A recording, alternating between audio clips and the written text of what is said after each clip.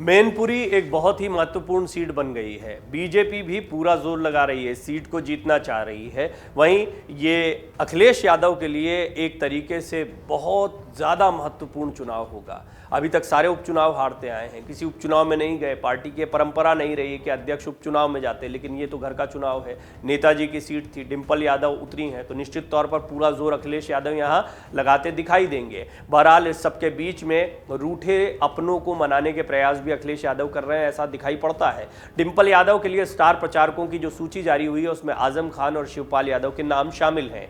क्या मैनपुरी उपचुनाव में डिंपल यादव के लिए शिवपाल यादव प्रचार करेंगे, अब ये सवाल है। सपा ने तो स्टार प्रचारक बना दिया, लेकिन शिवपाल यादव आएंगे प्रचार करने। शिवपाल की चुप्पी सपा की चुनौती को बढ़ा सकती है, इसीलिए डैमेज कंट्रोल करने में अखिलेश यादव जुट गए हैं। समाजवादी पार्टी ने मैनपुरी लोकसभा सीट के लिए हो रहे उपचुनाव के लिए स्टार प्रचारकों की सूची जारी कर दी, जिसमें शिवपाल सिंह यादव का नाम भी शामिल है। पार्टी के महासचिव प्रोफेसर रामगोपाल यादव की ओर से चुनाव आयोग को भेजी गई सूची में सपा अध्यक्ष अखिलेश यादव, किरणमय नंदा, प्रोफेसर रामगोपाल यादव, आजम खान, जया बच्चन, नरेश उत्तम पटेल के बाद शिवपाल सिंह यादव का नाम शामिल है। हालांकि शिवपाल ने अभी तक उपचुनाव से दूरी बना रखी है। अब देखना यह होगा कि क्या शिवपाल यादव डिंपल यादव के लिए प्रचार करते हैं।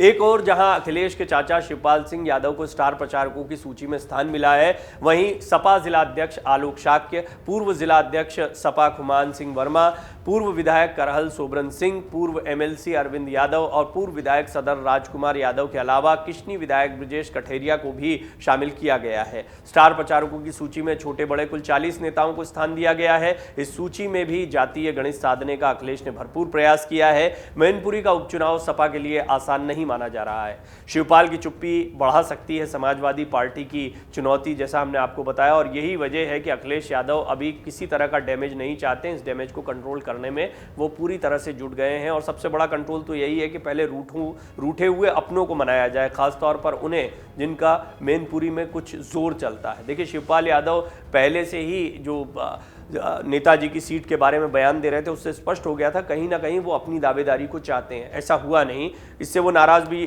चल रहे हैं। अब वो क्या स्टार प्रचारकों की सूची में शामिल किए जाने से खुश होंगे?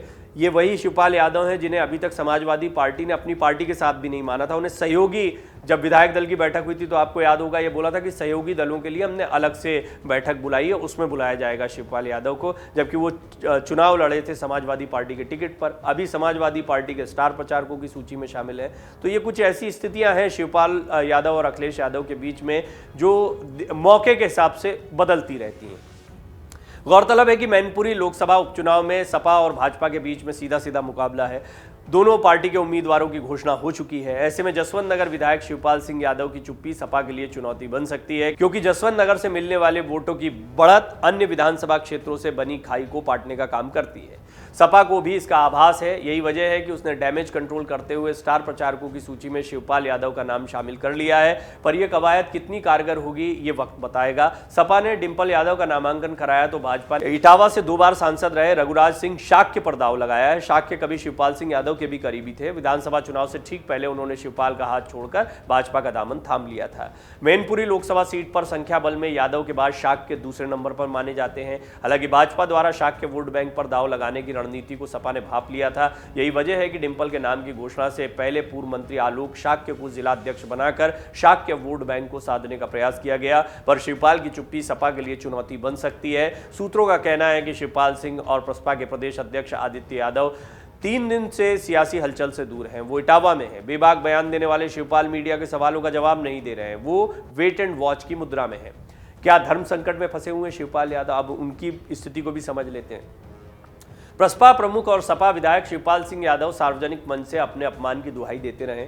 पिछले दिनों उन्होंने कहा था कि वो सपा के साथ कभी नहीं रहेंगे। उन्होंने मुलायम सिंह के चुनाव नहीं लड़ने पर खुद मैदान में उतरने की भी बात कही थी, लेकिन अब परिस्थितियां बदल गई हैं। मुलायम सिंह नहीं है, सपा ने डिंपल को मैदान में उतार दिया है, तो भाजपा ने उनके ही नजदीकी रघुराज सिंह शाक्य को। ऐसे में सियासी नब्ज पर नजर रखने वालों का कहना है कि सबसे बड़ा धर्म संकट शिवपाल यादव के सामने। अब परिवार के साथ में रहें, नेताजी की विरासत को बचाएं। बीजेपी के साथ खुलकर नहीं गए। बीजेपी ने भी खुलकर स्वीकार नहीं किया है। रघुराज सिंह शाक्य जो पहले साथ छोड़कर चले गए, क्या उनका समर्थन करें? ऐसे में परिवार के खिलाफ वो दिखाई देंगे, स्टार प्रचारकों की सूची में शामिल कर दिया। ऐसे बहुत सारे सवाल हैं जो धर्म संकट में डालते दिखाई दे रहे हैं शिवपाल यादव को।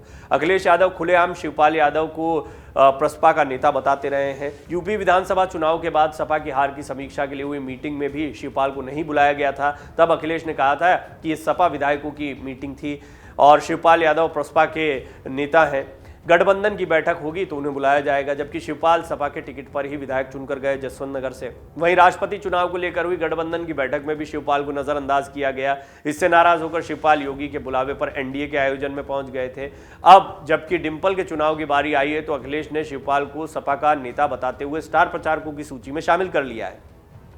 मुलायम सिंह यादव के निधन के बाद मैनपुरी सीट खाली हुई है और लोकसभा क्षेत्र में 5 दिसंबर को मतदान होना है। बहुत ही महत्वपूर्ण सीट बन गई है। एक के बाद एक कई उपचुनाव में समाजवादी पार्टी को झटका लगा है। खासतौर पर आजमगढ़ और रामपुर जैसे 2 बड़े किले ढह गए हैं। मैनपुरी वो सीट है जिस पर बीजेपी की हमेशा से नजर रही है। अब वो नेताजी के निधन के बाद में बीजेपी इस मौके को गंवाना नहीं चाहती है। इस जगह पर अपने वोट बैंक को और आगामी चुनाव के पहले अपनी जमीन को मजबूत करना चाहती है। निश्चित तौर पर इस उपचुनाव को जीतकर एक बड़ा झटका वो अखिलेश यादव को भी देना चाहती है। मैनपुरी का वोट गणित क्या है वो थोड़ा सा समझ लेते हैं। मैनपुरी लोकसभा सीट पर विभिन्न दल जातियों का आकलन अपने हिसाब से करते हैं। सभी विधानसभा क्षेत्रों को मिलाकर करीब 4,25,000 यादव, 3,25,000 शाक्य, 2,25,000 ठाकुर, 1,10,000 ब्राह्मण, 1,20,000 दलित और 1 लाख लोधी, 70,000 वैश्य और 60,000 मुस्लिम मतदाता हैं। इन्हें शाक्य और यादव ये बहुत महत्वपूर्ण है। यादव वोट बैंक जो है वो टूट भी सकता है। शाक्य जो है वो रघुराज सिंह शाक्य के साथ जा सकते हैं, ऐसी उम्मीद बीजेपी को है।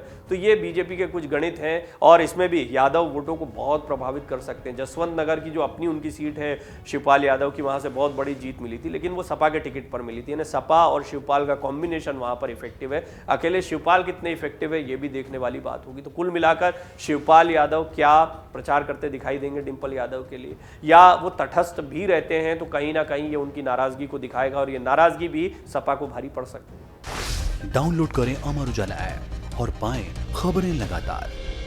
अगर आप ये वीडियो YouTube पर देख रहे हैं तो हमारे चैनल को सब्सक्राइब करें और बेल आइकन को दबाना ना भूलें। अगर आप Facebook पर ये वीडियो देख रहे हैं तो हमारे पेज को लाइक करें।